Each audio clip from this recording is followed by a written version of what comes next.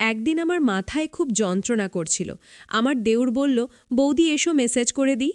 যখন দেউর মেসেজ করল তখন আমি এত শান্তি পেলাম যে পুরো রাত যেন আমার কোনো হুঁশই ছিল না। তারপর আমি প্রত্যেক দিনই আমার দেউরকে দিয়ে মেসেজ করাতাম। আর ওই দিন আমার শরীরে তেল লেগেছিল।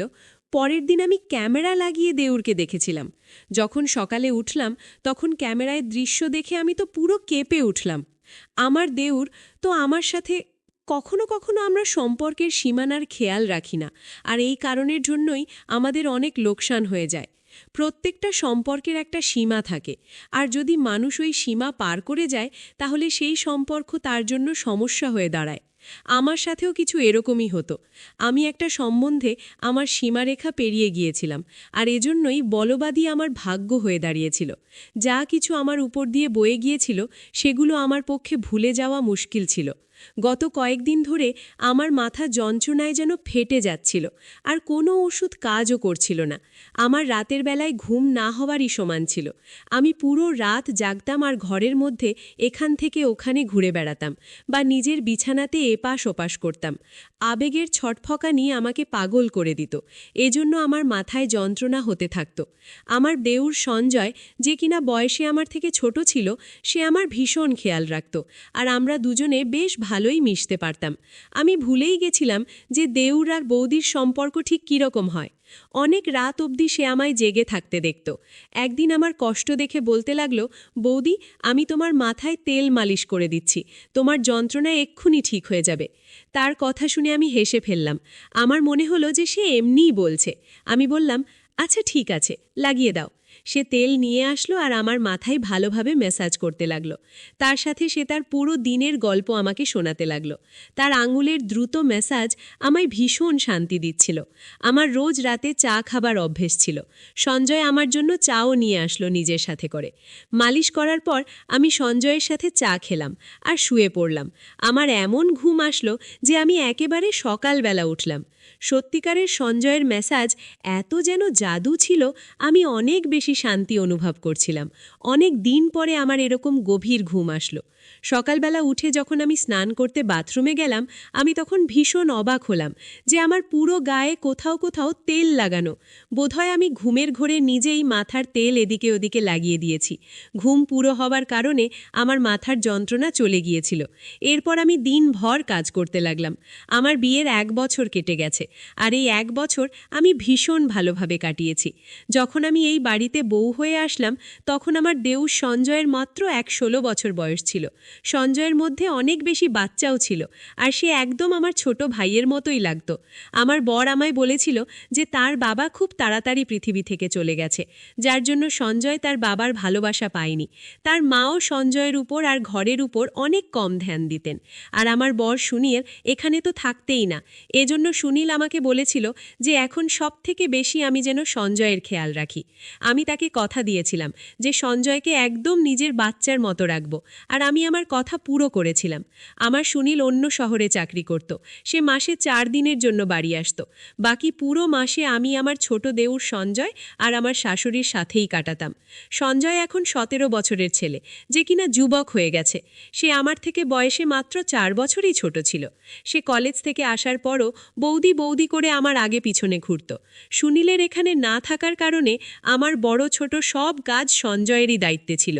সঞ্জয় কলেজ থেকে আসার পর আমার কাজ করে দিত, আর তারপর আমারই সাথে সময় কাটাতো। সঞ্জয়ের সাথে থাকতে থাকতে আমি একটা ব্যাপার অনুভব করেছিলাম যে সে সুনীলকে পছন্দ করত না। এমনকি তার কথা উঠলেও সে সেখানে চুপ করে যেত অথবা কথা বদলে দিত।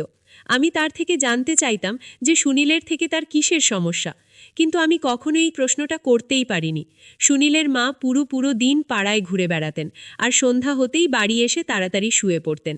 পরের দিন সকালবেলা আবার পাড়ায় বেরিয়ে যেতেন। এজন্য আমার তার দিক থেকে কোনো সমস্যাই ছিল না। জীবন খুব ভালোভাবেই কাটছিল, কিন্তু সুনীলকে ছাড়া আমি পুরো রাত ঘুমাতেই পারতাম না, আর পুরো রাত আমি এপাশ ওপাশ করে কাটিয়ে দিতাম। কখনো কখনো মন চাইতো যে আমি নিজেই সুনীলের কাছে চলে যাই, কিন্তু এখন এমনটা সম্ভব নয়। এজন্য আমার মাথায় মাঝে মধ্যেই ব্যথা ব্যথা হতো। সঞ্জয় জানতো যে আমার মাথায় ব্যথা, এজন্য প্রথমে তো সে আমার জন্য ওষুধ নিয়ে আসতো, কিন্তু একদিন হঠাৎ সে বলল যে আপনি কতদিন আর ওষুধ খাবেন মাথা যন্ত্রণার, এর থেকে তো ভালো যে আমি আপনার মাথার ম্যাসাজ করে দিই, আপনি অনেক শান্তি পাবেন। আমি সঞ্জয়কে বললাম, ম্যাসাজ করার বদলে কিছুদিনের জন্য আমাকে নিজের দাদার কাছে পাঠিয়ে দাও, আমি নিজেই ঠিক হয়ে যাব। আমার কথা শুনে সঞ্জয় বলতে লাগলো, যদি আপনি চলে যান তো আমার কি হবে, আমি তো আপনাকে ছাড়া থাকতেই পারি না। তার কথা শুনে আমি জোরে জোরে হাসতে লাগলাম। সে আমার সাথে এভাবেই কথা বলতো। সত্যি, সঞ্জয়ের সাথে থেকে আমার একটা অভ্যেস হয়ে গিয়েছিল। আমরা দুজনে মাঝে মধ্যে ঘুরতে বাইরে চলে যেতাম। সে রাতের বেলা আমার জন্য আইসক্রিম নিয়ে আসতো, আর আমরা দুজন মিলে রাত ভর একসাথে সিনেমা দেখতাম। আমি সঞ্জয়ের সাথে কেনাকাটা করতে যেতাম, তখন সে আমাকে অনেক মডার্ন আর ফ্যাশনেবল জামাকাপড় কিনতে বাধ্য করত। ঘরের মধ্যে তো সে আমাকে ওড়না গায়ে দিতেও দিত না। আমি যখনই ওড়না নিয়ে কাজ করতাম, তখন সে আমার গায়ের ওড়না টেনে একদিকে ফেলে দিত। সে বলতো, আপনি এটা এত গরমের মধ্যে কি করে পরে কাজ করেন? সে প্রত্যেকটা কথায় আমার অনেক বেশি চিন্তা করত। সে হালকা রঙের জামাকাপড় পরতে বেশি পছন্দ করত। এজন্য আমি যখনই তার সাথে বাজারে যেতাম, তখনই সে আমার জন্য হালকা রঙের কাপড় পছন্দ করত আর কেনাতো, আর তার সেলাইও ভীষণ ফ্যাশনেবলভাবে করিয়ে আনত। আমার জামাকাপড়ের ব্যাপারে তার অনেক রুচি ছিল। আমি প্রায় তাকে বলতাম যে তার বদ্য যে তার বর তাকে পছন্দ মতো জামাকাপড়ের ডিজাইন বানিয়ে দেবে।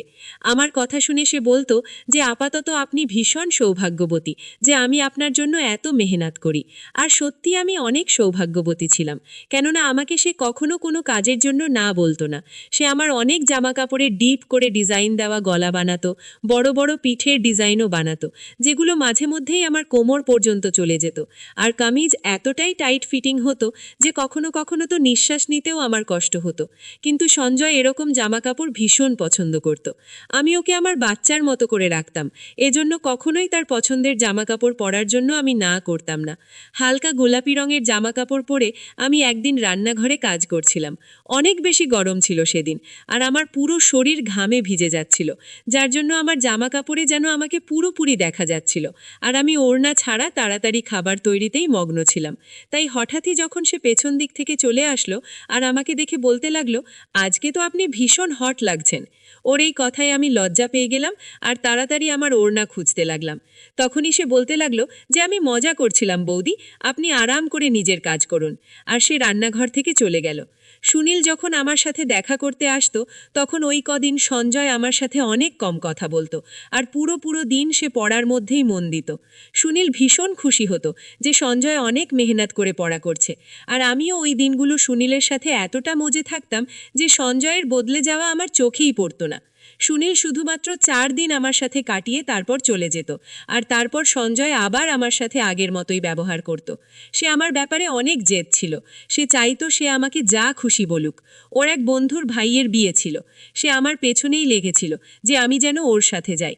প্রথমে তো আমি না বলে দিলাম, কিন্তু যখন দেখলাম যে সে দুঃখী হয়ে আছে, তখন আমি সঙ্গে সঙ্গে হ্যাঁ বলে দিলাম। কিন্তু আমি এটাই ভাবছিলাম, সে তার বন্ধুর ভাইয়ের বিয়েতে আমি গিয়ে কি করব? কিন্তু ওখানে গিয়ে আমি ভীষণ অবাক হলাম। ওর সমস্ত বন্ধুরা আমাকে ভীষণ ভালোভাবেই জানতো, আর এমনভাবে আমার সাথে কথা বলছিল যেন আমরা অনেকবার দেখা করেছি। ওরা বলল, সবসময় সঞ্জয় আপনার কথাই বলতে থাকে, আর সে আপনার ভীষণ প্রশংসা করে। তারা সবাই আমার সাথে আবার দেখা করার জন্য জেদ করতে লাগলো, ইচ্ছা প্রকাশ করতে লাগলো। ফেরার সময় আমি সঞ্জয়কে বললাম যে তুমি তোমার বন্ধুদের আমার ব্যাপারে কি কথা বলেছ যে সবাই আমাকে এত ভালোভাবে চিনে? সঞ্জয় বলতে লাগলো যে আপনি তো আমার সব কিছু, আমি তো সবসময় আপনার কথাই বলতে থাকি। ওই সময় সঞ্জয়ের কথার মানে আমি বুঝতে পারিনি, কিন্তু যেদিন আমি তার ওই কথার মানে বুঝতে পারি, আমার পায়ের তলা থেকে মাটি সরে গিয়েছিল। সঞ্জয় রোজ রাতে আমার মেসেজ করত, আর আমি আরাম করে ঘুমিয়ে যেতাম। কিন্তু যখন আমি আমার গায়ে পরের দিন জায়গায় জায়গায় তেলের দাগ দেখতাম, অবাক হয়ে যেতাম। আর এই জন্যই একদিন আমি ঘরের মধ্যে ক্যামেরা লাগালাম আর সঞ্জয়কে দিয়ে মাসাজ করাতে লাগলাম। মাসাজ করানোর কিছুক্ষণের মধ্যেই আমি প্রত্যেকবারের মতো ঘুমিয়ে পড়লাম। আর সকালবেলা উঠে যখন ক্যামেরার রেকর্ডিং দেখলাম, তো আমার নিঃশ্বাস প্রশ্বাস যেন বন্ধ হয়ে যাচ্ছিল। আমি ভাবতেও পারিনি যে সঞ্জয় আমার সাথে এরকম করতে পারে। আমি তো সঞ্জয়কে অনেক বেশি ভরসা করেছিলাম, আর তাকে আমি নিজের ছোট ভাই ভাবতাম। কিন্তু সে তো দেওর বৌদির সম্পর্কের সম্মান রক্ষা করতে পারল না। ভিডিওতে আমার ভালোভাবে মাসাজ করছিল, তারপর সে আমার জন্য চা বানিয়ে আনলো।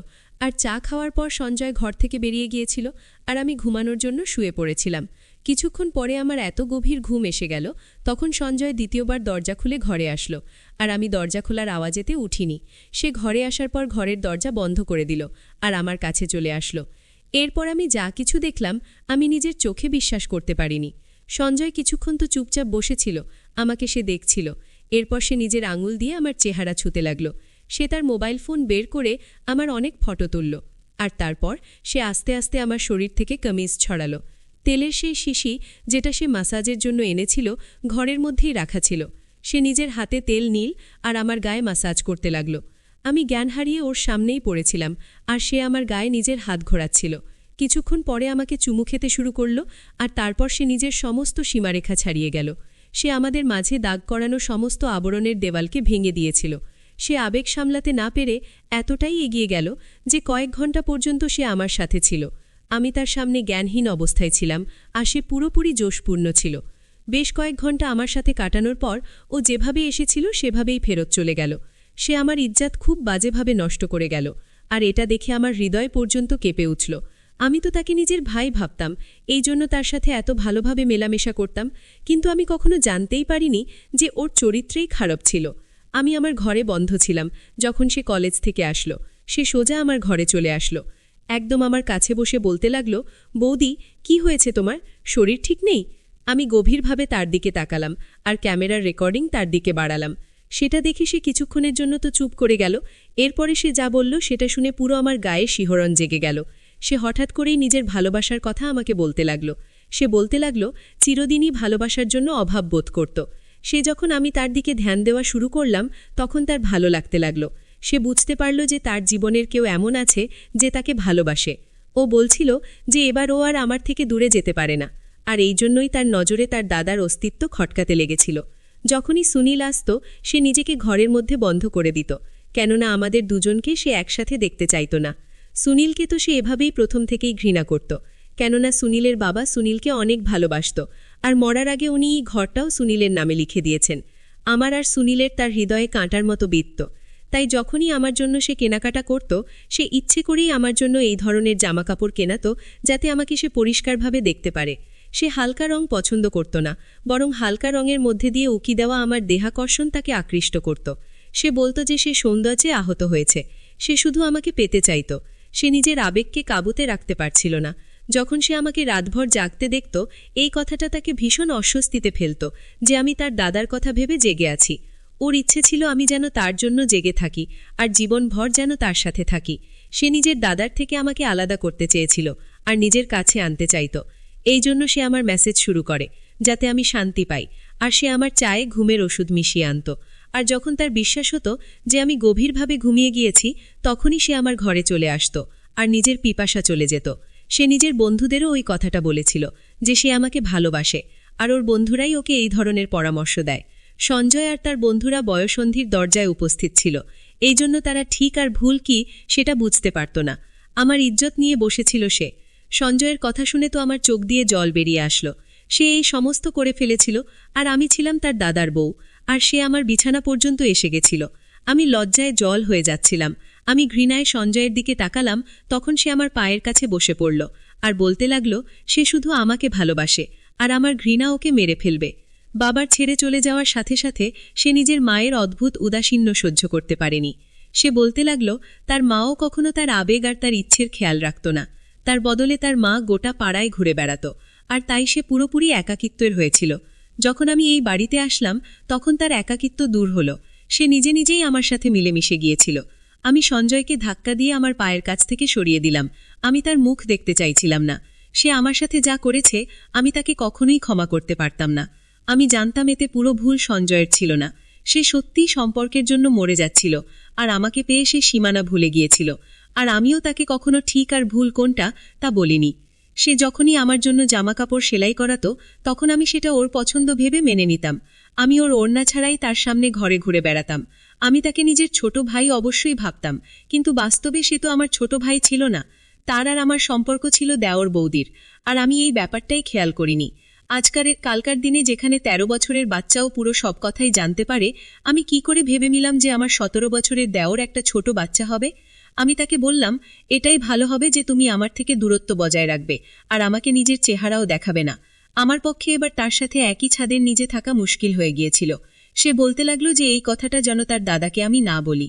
আমার মধ্যে তো নিজে থেকেই এতটা ক্ষমতা ছিল না যে আমি সুনীলকে এত বড় সত্যিটা বলবো। সে ভীষণ লজ্জিত ছিল আর সে নিজের ঘরে চলে গেল। কিন্তু আমি নিজের নজরেই নেমে গিয়েছিলাম। আমি সঙ্গে সঙ্গে সুনীলকে ফোন করলাম। তাকে বললাম এবার আমি তাকে ছাড়া থাকতে চাই না। হয় সে নিজে এখানে চলে আসুক, আর না হয় আমাকে তার কাছে ডেকে নিক। আমার কথা শুনে সুনীল প্রথমে তো অবাক হয়ে গেল যে আমার হঠাৎ করে কি হলো, কিন্তু যখন আমি বারবার বলতে লাগলাম তখন সে বলল সে তাড়াতাড়ি আমাকে তার কাছে ডেকে নেবে।